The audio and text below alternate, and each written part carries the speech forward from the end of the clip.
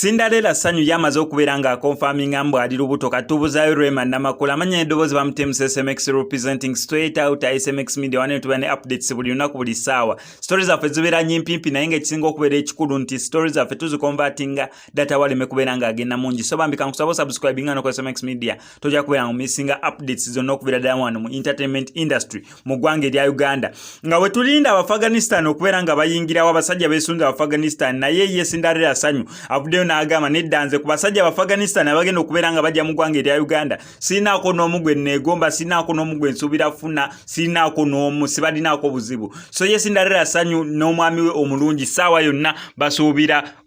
omwana mu bulamu bwabwe. Si ye mwana agenda okubeera nga yasoose wa Cinderella Sanyu naye musajja Cindy gw'alina ye mwana agenda okubeera nga yasoose era nga ssaawa yonna basuubira omwana ssaawa yonna kubanga Cinderella avuddeyo na opening up eri public n'agamba munira nze ndi lubuto n'ekyokubiri ndowooza mulabye ennyambala yange ng'etandise okubeera ng'ekyuka kubanga tojja bbeera lubuto ate otandika okwambala bukundisho tojja bbeera lubuto oyambale bupatra nedda ennyambala ya Cindy yo ng'aba muli okumpi nammwe ababadde bamulaba yatandise dda okubeera ng'ekyuka naye ye yakonfaminze n'agamba ngenda taking a time off muyinza obutaddamu kubeera nga mundaba nnyo nga mpostinga muyinza obutaddamu kundaba nnyo oba nga mpafominga oba mu cameras owantu wonna wonna paka nga maze okubeera nga nzaala bulungi nnyo omwana wange. So Cinderella Sanyu yavuddeyo n'akonfaminga mbu ali lubuto naye abasuubira omwana n'omwami we obulungi n'okwanjula kijjukire baakyala bawe yakyala yesu bire eri beefaana bye twalaba ne bu video kwali kukyala n'okwanjula ssaawa yonna yonna Cinderella Sanyu atugambye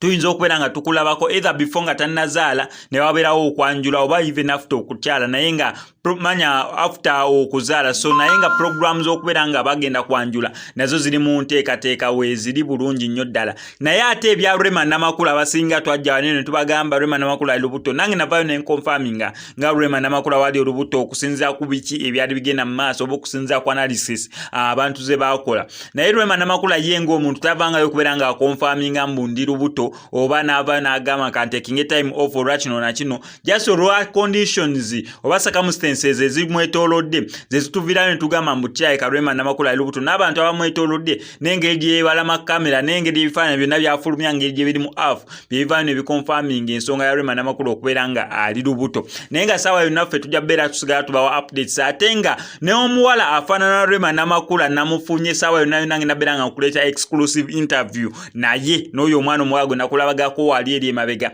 eyali afaanana Rema Namakula. Kati gwe kyolina okola kiri simple okubeera nga subscribing ano ku SMX media tojja kubeera nga omisinga updates ngeza SMX. I sign out.